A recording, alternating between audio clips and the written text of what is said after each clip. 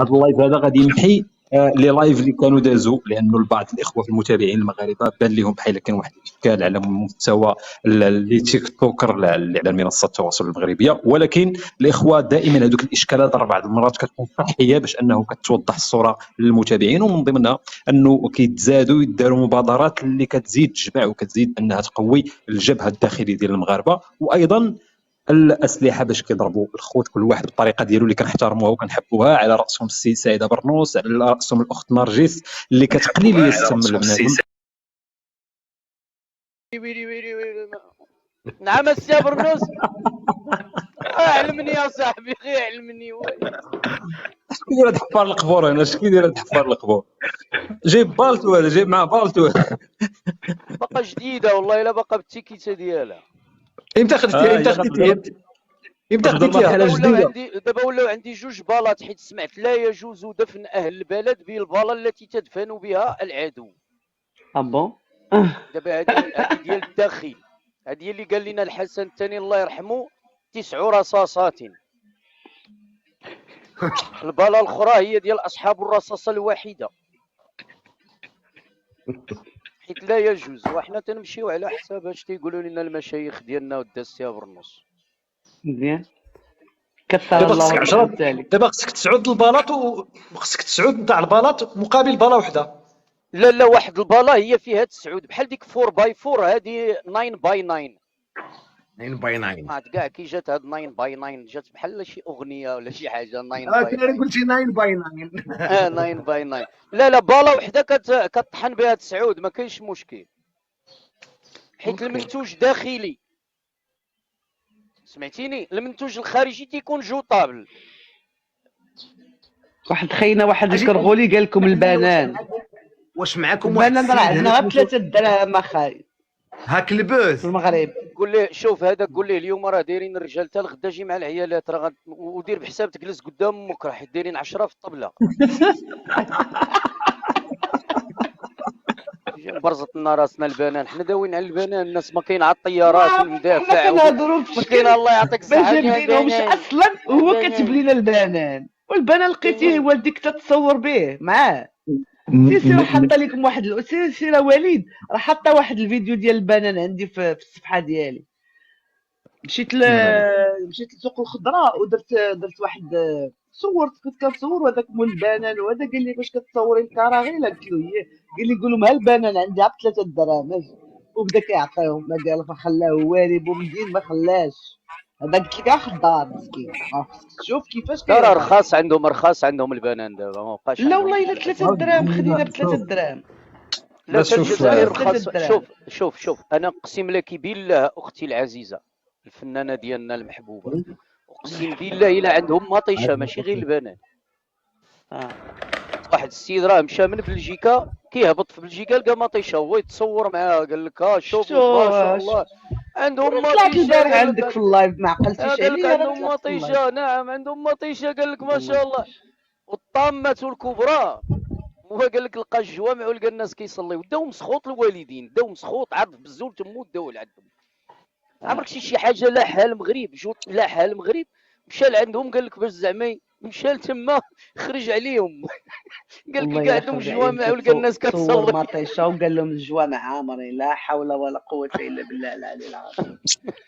وراه جاوبته انا، قلت ليه نعقل انا فاش كانوا الحدود محلولين كانوا كيدخلوا الوجده كيتصوروا مع البنان وكيتصوروا مع كوكاكولا ومطيشه. حق الله العلي العظيم انا شفتهم بعينيا.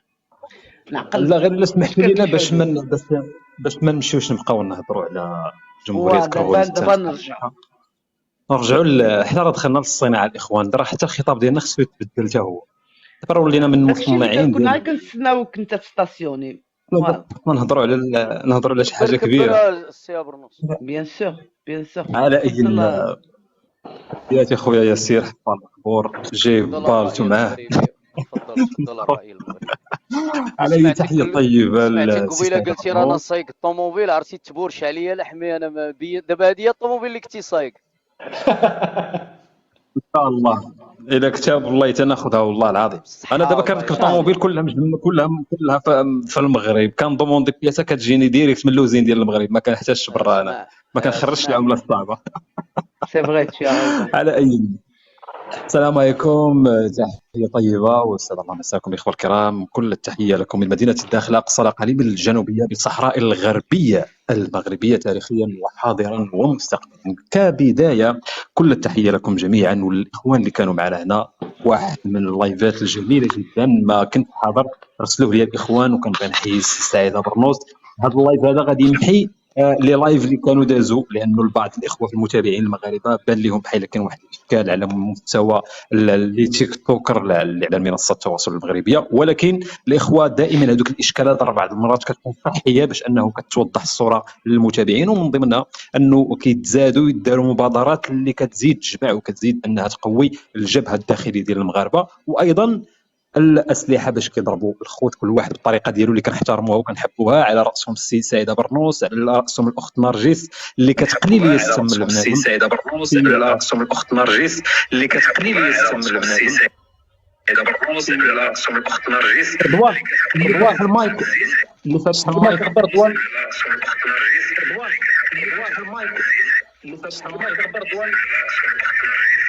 نزلوا عاود طلعوا ولا بحال دوك اللي كيبيعوا الدواء البرغوث في السواق. نزلوا عاود طلعوا ولا بحال دوك اللي كيبيعوا. هو جا اتصال ملي كيجي اتصال ملي كيجي الاتصال تيوقع هذا الاشكال هذا. كنعاود نحيي الاخ هاك البوز بالطريقه ديالو، الفنانه ديالنا فايزه، الاخ كولايور الغني عن التعريف طبعا، وجميع الاخوان اللي في التعليق تحيه لكم. كصيروره او يعني سياق تاريخي لصناعه السيارات في المغرب، لانه الاخوه الكرام كما رايتم التشكيك ومحاوله تبخيس مجهودات المغاربه ليس بالشيء الجديد علينا، لطالما كان هذا الامر منذ بدايه توطين المصانع ديال انتاج او تركيب لبدايه ديال السيارات في المغرب. وسمعتوا ديك الهضره ديال انه غير كيجيو المنتوج الفرنسي من الكثير اللي كانوا كيقولها، لدرجه ان رئيس دوله جاره كيقول لكم راكم كتنفخوا غير الرويد. فبالتالي اذا جاء من هرم السلطه في هذيك الدوله فطبيعي جدا انه غيجي من الاتباع ديالو وغيجي حتى من الدول الاخرى التي كانت تنافس، لانه الا بغيت تسمع الحقيقه ديال هذيك الدول غتسمع في البلاطوهات التحليليه ديالهم خصوصا في الشق الاقتصادي، وانا جد متابع لها، لانه في هذيك البلاطوهات فاش يكونوا بيناتهم تيقولوا الحقيقه الصادقه ديال انه المملكه المغربيه قدرات انها تبرز وتصنع سميتها في عالم صناعه السيارات وفي عالم توطين الصناعات، وهذا هو الجميل. وانا كنبشركم على انه من هنا لقدام غتوليو تسمعوا السلاح الفلاني منتوج مغربي 100%، لانه بدا المخطط ديال توطين الصناعات العسكريه واتفاقيه مع الهند واتفاقيه مع البرازيل واتفاقيه مع الولايات المتحده الامريكيه واتفاقيه مع اسرائيل في اطار توطين الصناعه العسكريه وبدايه المملكه المغربيه دخول غمار سوق تصدير السلاح وانتاج السلاح. وهذا حتى هو غادي يجيو واحد القوم وغادي يشككوكم فيه، لانه هذه هي الطبيعه ديالهم. والنقطه اللي بغيت نشير لها الاخوه الكرام، انا افضل ان هاد الناس يبقاو يهضروا علينا بدل انه ما يهضر علينا حتى واحد. الا ما هضر علينا حتى واحد فعرفوا اننا لا نقدم شيء، وانما ملي كيهضروا علينا هاد الناس وتيخصوا وقتهم وجهدهم باش انهم يحاولوا يكريتيكيو وانهم ينتقدوا، فكن اكيد انك في المقدمه، وهذا ما غادي يخلينا ويخلي وليدات المغرب كل في المكان ديالو يكون عنده ضمير مهني قوي باش انه ينتج، لانه الدوله او الشعب او القياده الملكيه باغا شعب منتج، لانه بالاقتصاد حنا غنسيطروا وحنا غاديين في الطريق هذه. كصيروره تاريخيه لبدايه صناعه السيارات، كانت البدايه في 1959 من خلال شركه سوماكا اللي هي الجمعيه المغربيه لبناء السيارات، واول مصنع كان دار في مدينه الدار البيضاء. في مرحله الستينيات سوماكا بدات كتنتج بالضبط في 1962 فيات اونو كان كيتم التركيب ديالها، ثم واحد الماركه سميتها سيغما، ثم دخلت رونو في 1966، ثم واحد الماركه سميتها سيفام في 1967، ثم بيجو في 1980، ثم سيتروين في 1986، ثم بي واي دي في نفس السنه 1986. في التسعينيات تم التحرير ديال الاقتصاد المغربي وتخفيض الجمركه ودخول سيارات منخفضه التكلفه وايضا السيارات المستعمله. هذا الامر اللي ادى انه اثر على هذه الشركه هذه وما قدرتش انها تواجه الاثمنه المنخفضه اللي كانت من المنتوج الاخر، وايضا حتى الجوده اللي كانت رديئه في المنتوجات الاخرى، بالتالي كان السعر ديالها غير تنافسي مع المنتجات اللي كانت كتقدم هذه الشركه هذه. في 2003 تم تخصصت شركه سوماكا وتم بيعها لشركه رونو. هذه شركه رونو هي اللي غتطورها من بعدها غتفتح واحد من اكبر المصانع في افريقيا والشرق الاوسط. الاقوى مصنعين حاليا في المغرب هما مصنع رونو ومصنع ستيلانس تابع للشركه الايطاليه الامريكيه. والامور اللي خلات صناعه السيارات في المغرب تطور هي انه تم الافتتاح ديال مدينه طنجه للسيارات في 2012، انشاء المنطقه الحره الاطلسيه في مدينه القنيطره، والمنطقه الحره تكنوبوليس في مدينه الرباط سلا. اطلاق مشروع كبير اللي هو الثمار ديالو كنتجوها الان، الا وهو التسريع الصناعي في 2014 2020. هذا التسريع الصناعي كان عنده واحد الواقع كبير في بناء صناعه السيارات في المغرب، لانه شجع الشركات وخصوصا شركات المناوله. اللي كنقول شركات المناوله يعني الشركات اللي كتصنع البنو، اللي كتصنع التروفيزور، اللي كتصنع الكراسه، اللي كتصنع كذا، باش انهم يتوطنوا في المغرب ويكونوا كينتجوا في المغرب بدل انه يتم الاستيراد ديال هذه المنتجات من برا. ف وصل الناتج ديال هذا المشروع هذا انه 250 شركه مورده اللي كتورد المواد الاوليه ديال صناعه السيارات توطنات في المغرب، 250 شركه بالحساب. الادماج المحلي ديال صناعه السيارات او تركيب السيارات او ما بغاوتو تسميوه هو 70% بالضبط. انه اي سياره كتخرج من المغرب لي بياس اللي فيها 70% منهم مصنوعه في المغرب داخل المغرب بايادي مغربيه.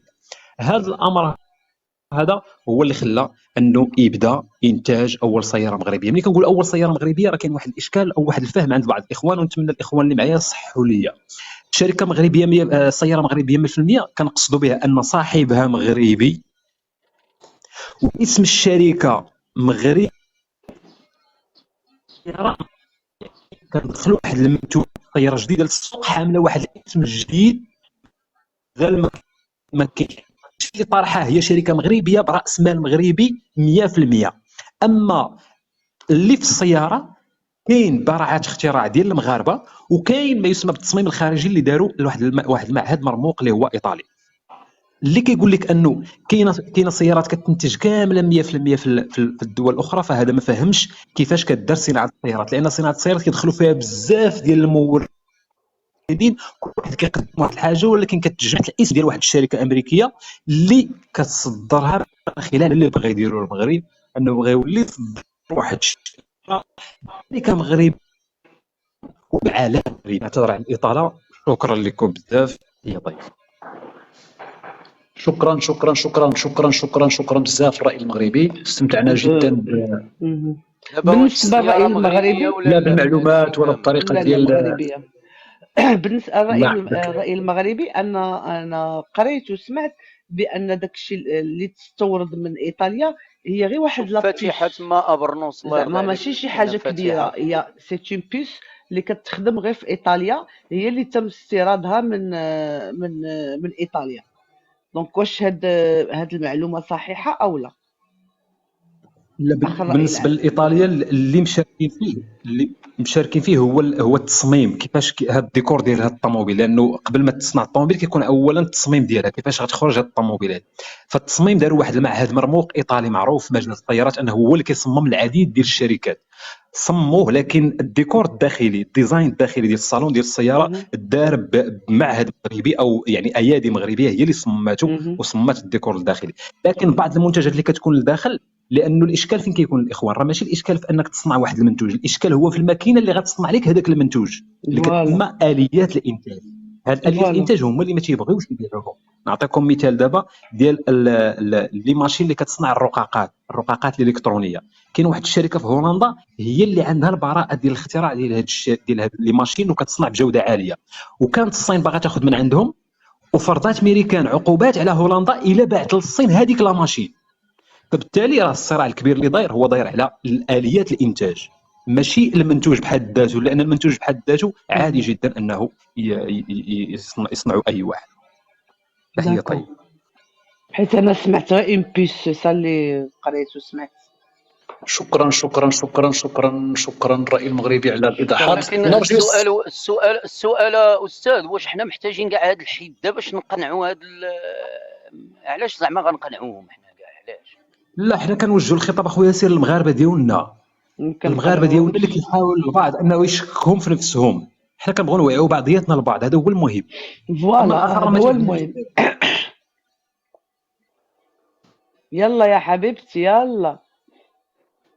شنو سعيد؟ جالسين ما بينا ما علينا. الكلمة لك، تفضلي. علكوا على تفضلي. توريا جبران، علكوا على توريا جبران في ذاك الاشهار ديال ناري جابها في راسو.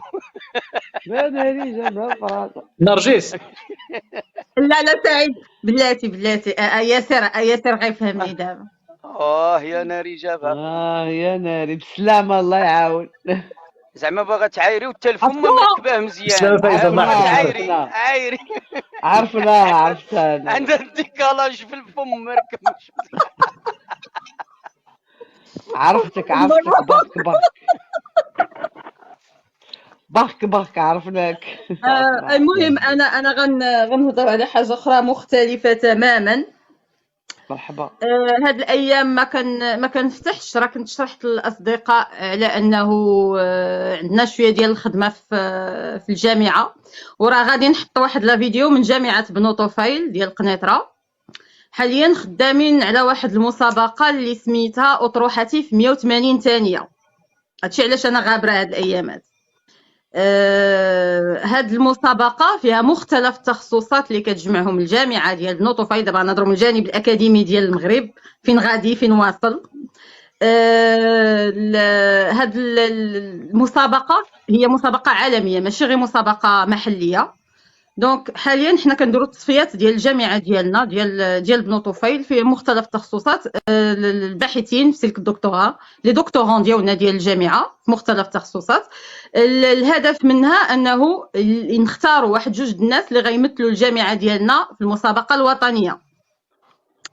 ومن بعد يعني المسابقه الوطنيه اللي غتكون في اكادير، ومن تماك غيتختار شي حد اللي غيمشي يمثل المغرب في المسابقه الدوليه. ومعلومه ان المغرب لمده ديال سنوات كيدي المرتبه الاولى، والعام اللي فات المرتبه الاولى في هذه المسابقه ديال اطروحتي في 180 ثانيه اللي كانت في كندا داها المغرب، وداتها طالبه من فاس. ما نقدروش نقولوا طالبه، اون دكتورانت من فاس. فحنايا المهمه ديالنا هو اننا كندربوا هاد لي دكتورون كل واحد في التخصص ديالو. انا مثلا كندربهم في فنون الالقاء وطرق ايصال المعلومه، باش لان الهدف هو يفو تياتراليزي كيفاش مسرحات الاطروحه. هذا هو الهدف ديال هذه المسابقه، ان بحال غادي تقدم الاطروحه ديالك بحال ستاند اب. فهذه الخدمه ديالي انا معاهم، كنمرنهم مع الاساتذه ديالهم والمشرفين ديالهم كل واحد في التخصص ديالو. دونك هادشي انا علاش كنت غابره، بغيت غير نعطيكم فكره على شنو كيوقع في الجامعه المغربيه العموميه. وغادي نصور مجموعه من يعني الامور اللي كتوقع في الجامعه عندنا، في جامعه بنو طفيل اللي هي وحده من اكبر الجامعات المغربيه، واللي يمكن هو لان هي جامعه، هو كامبوس مجموع ماشي مفرق. يعني هي مدينه جامعيه من اكبر المدن الجامعيه اللي كاين في المغرب، واللي كنتشرفوا بها سواء في النيفو ديال الانفراستركتور او الحفاظ على البيئه، ولا من المرافق. راه بابار الا كان حاضر حتى هو ولد جامعه بنو طفيل. فغادي نصورها باش نوريهم ثاني واحد الجانب من الجامعه العموميه المغربيه. هذا ما كان. نرجع شويه التفاهه. حيدوا عليا انا راه من الصباح وانايا مع السي او دي. خليوني ندير هكايا. هاد الجامعه فايته الخامس. شو من الصباح وانا مع سولتك نرجس وما دابا نرجعوا للتفاهه. الجامعه نرجس الجامعه فايته الخامس. شوف انت راه اصلا راك رئيس جامعه. عرفتي كيف فكرني هذا السؤال هذا؟ عرفتي كيف فكرني هذا السؤال؟ كيفكرني في سينا قالت لهم راني عندي الدكتوراه وكنوجد الماستر.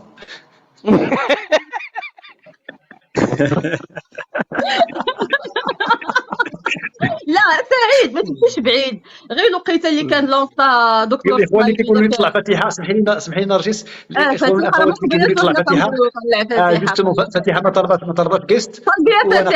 طلعي سعيد. انا قلبت عليها ما بانتليش، دونك الا كانت انا فاتحه مرحبا. لا فاتحه مرحبا.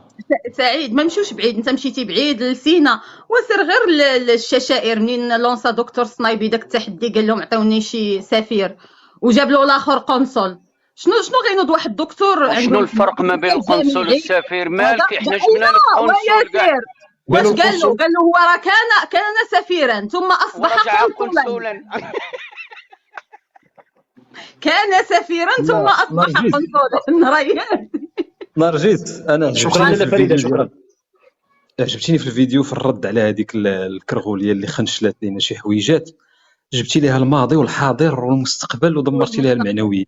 اخترت انا عليها بغيت جوج فيديوهات. نسولك انا بغيت نسولك بغيت نعرف من خلال انك كنتي من وحده من اللي تصديتي العديد ديال الخنشوليات، في نظرك شنو فهمتي في هاد الناس هادو؟ فين باغيين يوصلوا هاد الناس؟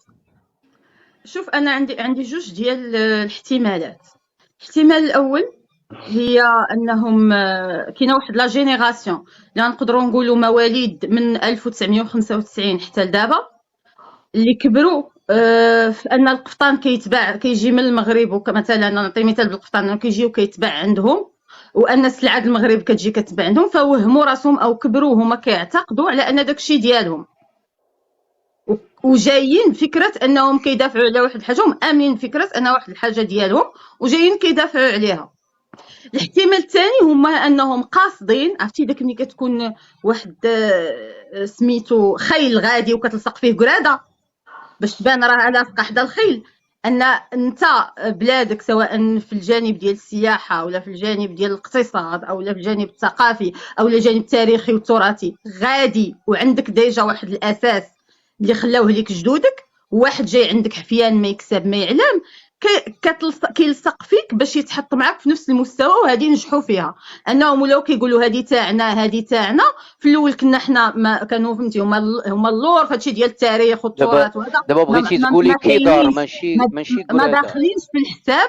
منين بداو كيتلصقوا فينا كينسبوا داكشي ديالنا ليهم، ونضنا حنا دخلنا معاهم في هذا الصراع، ولات بحال كاينه نديه، الوغ كو هاد النديه عمرها ما كانت شحال هادي، وهذا النقاش ما كانش مطروح. فكاينه هاد جوج ديال الاحتمالات، يا اما هما تبرمجوا يا اما ولاو لاصقين فينا باش يعطيو النيفو لراسهم. بالنسبه لي نرجس، انا هذا الاسبوع غادي نمشي هنا ماشي يا ربي في باريس فين كاين الجزائريين بزاف وكيبيعوا هادشي ديال القفطان المغربي، وغنصور لك كيفاش دايرين القفاطن، داكشي السواقي ديال الماكينه، داكشي ديال السواقي ماشي بحالنا داكشي. هنا كيبيعوا. انا راه مشيت لكازا شي كازا، السواق ديال كازا اللي كيبيعوا القفاطن كتلقاهم معمرين بلي زالجيريان كيجيو يشريو بالكرو وكيديو على فرنسا او وكيدوزوا على تونس ولا كيديروا به الرومبوان. داكشي اللي غادي ندير انا غنصور داكشي نيشان اون لايف، نصور بانهم فوالا القفطان ديالكم شنو هو، فهمتي؟ ما عندهمش يعني راه فايزه اختي ما عندهم، ولكن سو سون دي ماغازان الجيريان داكوغ الجيريان، وكيبيعوا هاد كما قالوا هما القفطان الجزائري. انا غنصور شنو هو القفطان الجزائري. انا راه جالسه كنوجد فايزه كنوجد توت ان دوسيي على تاريخ ديال هذا القفطان وعلى الفرق بين اللي كيتصايب عندنا وتا كاين اللي كيمشي يتمونطا يتصايب بالبياس سميتو الثوب والسفيفه وكلشي في الصين، ولا كيتصايب في الصين وكيجي كيتباع في الاسواق. هاد لي ديتاي كامله خدامه انا في واحد لا ريشيرش، مي كل مره كنبغي نحطها كنلقاهم خرجوا لينا بشي عجب جديد. سعيد انت عارفني انا في قنيطره، وعارف قنيطره مدينه ديال بلارج طويل القايمه، كل فوطو في قنيطره كتلقى عشت بلارج. غنمشي نصور كاع الكتيبه ديال المجاهدين. قنيطره عندكم تجمع فيها كل شيء بلارج، البغل الحر، الحمار الحر، عندكم قاعده عسكريه نتوما في قنيطره، قاعده زيت الحر غنمشي نصور لهم اللقلق المجاهد. ويلي ويلي ويلي مرحبا. لا شوف عرفتي بس التراث ما عمرو نمشي مادام الاخوان والاخوات تبارك الله دابا غير جبدوا واحد الزيف كلشي عندهم. هذا علاش انا عندي ثلاثه. انت عارف رمضان كامل كل نهار طالع لنا الزيف هذا سميتو اش من سميه هذا الزيف؟ حنا كنقولوا الشلوح عندنا، حنا كنقولوا القطيب، حنا السبنيه، حنا كنقولوا القطيب، حنا كنقولوا هذا السبنيه وهذاك القطيب. لا حنا الشلوح عندنا هذا سميتو القطيب. ولكن أريد أن أدخل وأقدم لكم التحية بصوت الرأي المغربي. السلام عليكم ورحمة الله تعالى وبركاته. كيف حالكم أحبتي في الله؟ معكم أختكم أدوي مقودة لا تدفني ببالتك يا ياسر، اتركني بالله عليك، اتركني أسلم على أخي سعيد. وما ولينا راه حاسين براسنا بحال في الرسوم المتحركة هذيك الغابة السعيدة ولا ما عرفتش.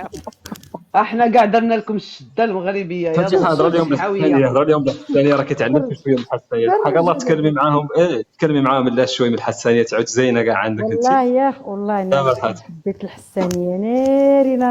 رانا سطاتني انا ديك سميتها. غادي نرجع ونجلس شهر، حيت هذيك 4 ايام غير بحال هريت راسي ورجعت. هنا شهرين غنمشي ناري لا خصكم، ولكن كما قلت لكم اللي مشى ما يديرش ديك السياحه ديال البحر والعيون والداخله والبحر والفيلاج توريستيك. لا، سيروا عقلوا على هذه الجمله: سماء سماره تمطر ذهب. عقلوا على هذه الجمله هذه وسيروا اكتشفوها في السماره. سكتي دابا يهجموا علينا عاوتاني نوليو هجمه شدليا نبداو نفكسوا في المكملين من اليمين والشمال، نجيو قلبوا على الذهب. هنينا حيدي ليا البلوك. والله ما مبلوكياك اخويا، حشوم عليك. واحد الاخ كيقول لي انا مبلوكياك. علاش كتقول لي مبلوكياك وانا ما مبلوكياكش؟ حاشا لله. نو ما مبلوكيا ما والو. حشوم عليك. علاش دابا حطني انا السي سعيده برنوس هنا؟ علاش زعما علاش حيدتني؟ بغينا نسمعوك شنو بان لك في ما حققه ابناء المراه المغربيه في انتاج السياره المغربيه؟ والله يا اخي العزيز لا تسالني عن شيء. اظن ان المستقبل المغرب افضل مما نراه اليوم.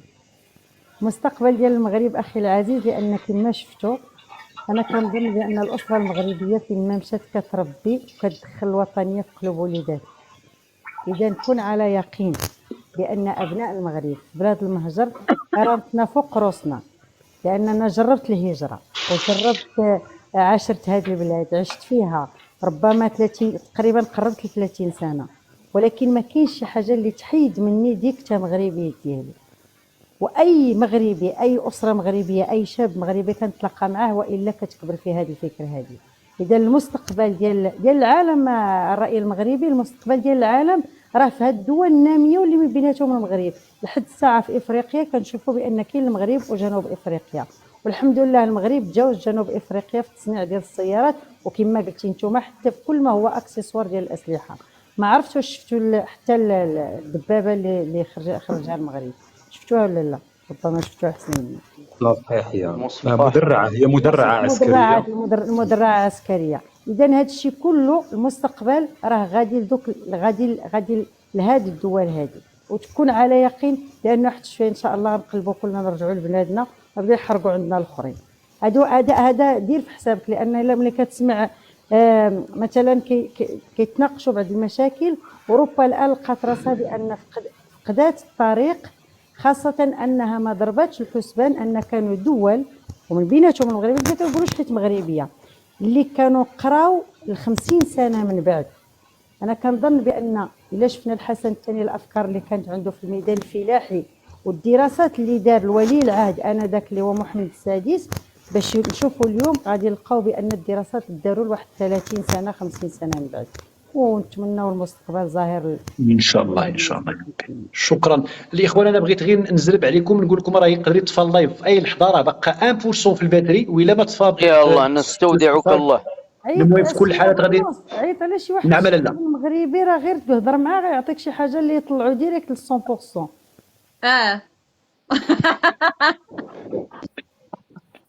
والمهم راه شي نهار نسمعوا شي عجب، عاود شي نهار تلقى شي مغربي شي ولد جديده ولا ولد اسفي ولا ولد اكادير ولا ولد الحسيمه يقول لك اودي راه اخترعت شي لعبه دير له غير ها يتشارجا. ديرها وتشوف التليفون ديالك كيتشارجا هكا ان شاء الله ديال اليدين. شكرا لكم. لا شكرا نرجس، شكرا لاله فتيحه، شكرا ياسين، شكرا حيا ياسين الرأي المغربي الحبيب، شكرا لاله فايزه. هذا كل شيء الله يكثر بكم كاملين. شكرا خوتي خواتاتي اللي متبعين اللايف واللي يصبروا معنا في اللايف وتفاعلوا معنا بالتعليقات نتاعهم. شكرا بزاف. نجيو عندك انا نحل على بغيتو تجيو انا يلا شكرا شكرا شكرا شكرا، الله يحفظكم، باي باي. حلوا حل شي واحد فيكم. حلي انت هي المرأة المغربية فين ما كانت، والمرأة الريفية وبقاو بالشدات ملي تمشيو لذاك اللايف، بقاو لا بالشدات هكاك. تقول الله ما نحيدو بقاو تمشي بالشدات الناس. هكا، حنا تنحافظوا. ميرسي ياك بوكو. هي في شكرا الطاليان فايزه، ولا شكرا في نرجس، فرنسا شكرا لاله ومحافظين فتيحه، عليها. رائد مغربي مع السلامه. اخو ياسر الرأي المغربي ومواطن. تشرفت بك. الله يحفظكم. فايزه بارك الله. العنف. باي باي. وخيرت كبيره.